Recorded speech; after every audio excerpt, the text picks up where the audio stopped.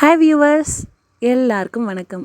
நான் சொல்கிற 3 விஷயங்களை ஃபாலோ பண்ணிங்கன்னா கண்டிப்பாங்க உங்கள் லைஃப் சக்ஸஸ் தான். அதில் எந்த விதமான மாற்று கருத்துமே கிடையாது. ஃபஸ்ட்டு, கடினமாக உழைக்கணும். உண்மையிலுமே கடினமாக உழைச்சா வாழ்க்கையில் வெற்றி பெற முடியும்னு நம்புறீங்களா? அப்படி இல்லைங்க. ஒரு ஜென் தத்துவம் என்ன சொல்லுது தெரியுமா? கடின உழைப்பின் பால் தன் இலக்கின் மீது கண்களை பதித்தவன் பாதி குருடனாகிறான். 2 கண்களை வச்சுட்டு பண்ண வேண்டிய விஷயத்த ஒரு கண்ணை வச்சுட்டு செஞ்சால் யாருக்கு கஷ்டம்? கொஞ்சம் நீங்களே யோசிச்சு பாருங்கள். இதை இன்னும் புரிகிற மாதிரி சொல்கிறேன். ஒரு ஊரில் ஒரு குரு இருந்தாராம்.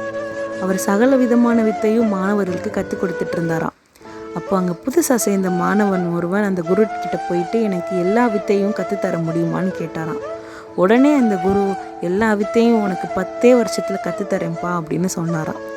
என்னது 10 வருஷம் ஆகுமா? குருவே, மற்றவங்கள விட 2 மடங்கு கடினமாக உழைக்கிறேன், எனக்கு 5 வருஷத்தில் கற்றுக் கொடுத்துருங்க அப்படின்னு சொன்னாராம். அப்படின்னா உனக்கு 20 வருஷம் எடுக்குமேப்பா அப்படின்னு சொன்னாராம் அந்த குரு. அப்போ நான் மற்றவங்கள விட 4 மடங்கு கடினமாக உழைக்கிறேன் அப்படின்னு சொன்னாராம் அந்த சீடன். ஐயோ, அப்போ 40 வருஷம் ஆகுமே அப்படின்னு சொன்ன குருவை மேலேயும் கீழேயும் பார்த்தானா அந்த சீடன். அதை புரிஞ்சுக்கிட்ட குரு உன்னை பார்த்து சிரிச்சுட்டே சொன்னாரா, 4 மடங்கு கஷ்டப்பட்டு உழைக்கிறேன்னு சொன்ன நீ, ஒரு முறை கூட இஷ்டப்பட்டு உழைப்பேன்னு நீ சொல்லவே இல்லையேப்பா அப்படின்னு சொன்னாராம். என்ன ஃப்ரெண்ட்ஸ், புரிஞ்சா? நம்ம எப்போ படித்தாலும் கஷ்டப்பட்டு படிக்காமல் அதில் என்ன இருக்குது, எப்படி படிக்கணும்னு புரிஞ்சு இஷ்டப்பட்டு படிக்கணும். மார்க்கை தேடி ஓடாதீங்க, இஷ்டப்பட்டு படிங்க. அறிவும் வளரும், மார்க்கும் வளரும். 2வது விஷயம் என்னென்னு பார்த்தீங்கன்னா, நேரான பார்வை, தெளிவான சிந்தனை, விடாமுயற்சி. இப்போது அஸ்வின், அருண் அப்படின்னு 2 பேர் இருக்காங்க. அஸ்வினோட இடத்துல தண்ணி இல்லை. அதனால் அவர் என்ன பண்ணார்னா 20 அடி தோண்டினார். அந்த இடத்துல தண்ணி வரல. சரி, அதுக்கு பக்கத்தில் இன்னொரு 20 அடி தோண்டினார். அங்கேயும் தண்ணி வரல. சரி, இந்த 2 இடத்துல தான் தண்ணி வரலன்னு 3வது ஒரு இடத்த பார்த்து அந்த இடத்துல ஒரு 20 அடி தோண்டினார். தண்ணி வரல. இப்படி அவர் நிலத்துக்குள்ளேயே ஒரு 5 இடத்துல தண்ணி வரலன்னு தோண்டி 20 அடியாக தோண்டி பார்த்துருக்காரு. தண்ணி வரல. சரி, நம்ம நிலத்துல தண்ணி இல்லை, இதை யார்கிட்டயாச்சும் வித்துடலான்னு நினச்சிட்டு அருண் அப்படிங்கிறவர்கிட்ட இதை விற்றுட்டாங்க. அப்போ அருண் என்ன பண்ணார்னா, அஸ்வின் தோண்டின அந்த குழியிலேயே கூட 20 அடி தோண்டியிருக்காரு. 40வது அடியில் தண்ணி வரல. சரி, 20 அடி தானே தோண்டியிருக்கோம் அப்படின்னு கூட இன்னொரு 20 அடி தோண்டியிருக்காரு. அப்போது தண்ணி வந்துருச்சு.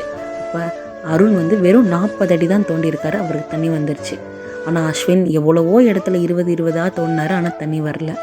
இதுலேருந்து நம்ம என்ன தெரிஞ்சுக்கிறோன்னா, அருண்கிட்ட இருக்க மாதிரியே நம்மகிட்ட ஒரு பொறுமை, தெளிவான சிந்தனை, நேரான பார்வை, இது 3 இருக்கணும். இது 3 வாழ்க்கையில் ரொம்ப முக்கியம். அந்த 3 இருந்தாலே நம்ம வாழ்க்கையில் ஜெயிச்சிடலாம். 3வது விஷயம் என்னன்னு பார்த்தீங்கன்னா, உயர்ந்த எண்ணம். சுவாமியா விவேகானந்தர் அழகாக சொல்லியிருப்பார், ஆகாயத்தை நோக்கி உன் இலக்கை வீசினால்தான் முதல் படியாக உன் வீட்டின் கூரையை அடைவாயின்னு. அவ்வளோதான் ஃப்ரெண்ட்ஸ். இந்த 3 விஷயத்தை நம்ம கண்டிப்பாக ஃபாலோ பண்ணணும். உயர்ந்த எண்ணம் இருக்கணும். இந்த உயர்ந்த எண்ணத்தில் தெளிவான சிந்தனையும் விடாமுயற்சியும் இருக்கணும்.